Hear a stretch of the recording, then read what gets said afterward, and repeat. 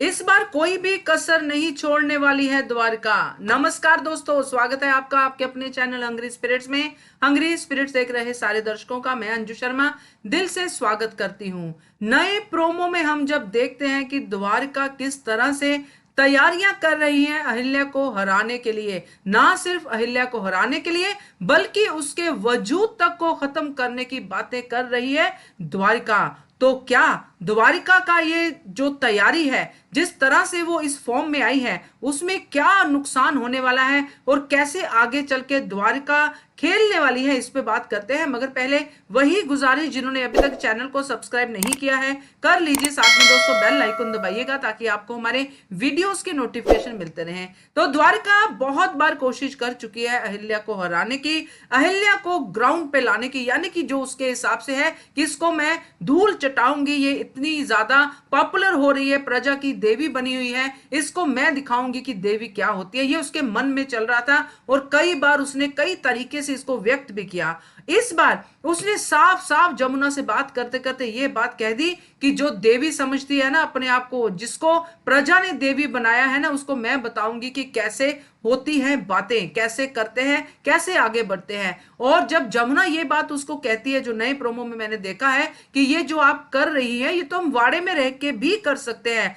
मगर द्वारिका के पक्के इरादे देख के जमुना भी डर जाती है। द्वारका कहती है कि इस बार मैं कोई भी बात नहीं छोड़ने वाली हूं, मैं कोई भी चांस नहीं लेने वाली हूं, कुछ इस तरह की बातें करती है, क्योंकि उसको पता है कि पहले जितनी बार मैंने कोशिश की है मैं फेल हो गई, मगर इस बार मेरी कोशिश इतनी पक्की होने वाली है कि मैं किसी भी तरह से फेल नहीं होंगी। मैं अहिल्या को इस तरह से उसके अभिमान को चकनाचूर करूंगी, उसके स्वाभिमान को चकनाचूर करूंगी कि उसने कभी सपने में भी नहीं सोचा होगा। और सारी बातें उसको इस तरह से कहती है जमुना को कि जमुना के चेहरे पे देखने वाली होती है बात कि वो सोचते कि अब तो ये बड़े वाला तमाशा होने ही वाला है। और वो साफ साफ कहती कि पूरा होलकर वाड़ा, ऐसे कुछ कहती कि हिल जाएगा, जिस तरह से मैं इस बात को सामने लाने वाली हूं।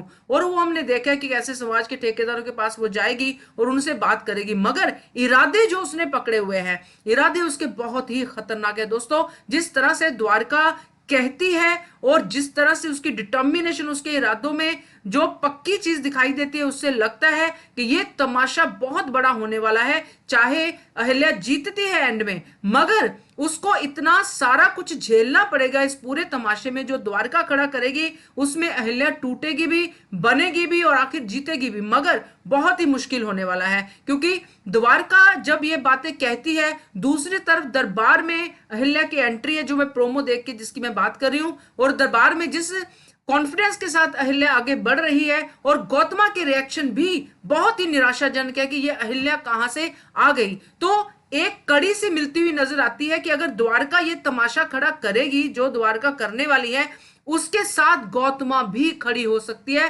क्योंकि गौतमा अहिल्या का साथ नहीं देगी, अहिल्या के खिलाफ खड़ी होगी, समाज की तरफ खड़ी होगी कि ये नहीं हो सकता जो अहिल्या कह रही है। तो बहुत बड़ी चीज है जो द्वारका समाज के साथ खड़े होके अहिल्या पे लांछन लगाने वाली है, उसको प्रजा की नजरों से गिराने वाली है। और जब ये बात द्वारका कहती है कि जमुना को, कि ये बात अहिल्या को पता है कि ये कोई आसान काम शुरू नहीं किया है उसने, इसलिए जितनी पक्की अहिल्या की तैयारी है उतनी ही पक्की मेरी तैयारी भी होनी चाहिए। तो इस तरह के इरादों के साथ अब जो है द्वारका आगे बढ़ने वाली है। देखते हैं ये ड्रामा, ये तमाशा कहां तक वो लेके जाती है, क्योंकि आखिरकार ये ड्रामा जीत पे ही खत्म होगा। मगर जो मैंने पहले कहा वही कहूंगी, मुश्किलें बहुत होंगी। आपका क्या कहना है कमेंट करके बताइए। देखते रहिए channel hungry spirits. Thank you so much. Subscribe to our channel by clicking the subscribe button.